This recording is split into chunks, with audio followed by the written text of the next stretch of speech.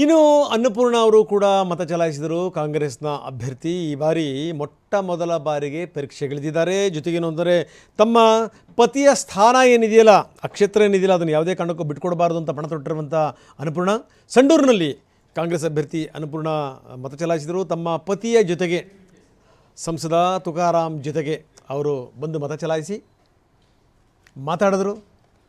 ನಮಗೆ ಗೆಲ್ಲುವಂಥ ಸಂಪೂರ್ಣ ವಿಶ್ವಾಸ ಇದೆ ಅನ್ನುವಂಥ ಮಾತನ್ನು ಕೂಡ ಅನ್ನಪೂರ್ಣ ಹೇಳಿದರು.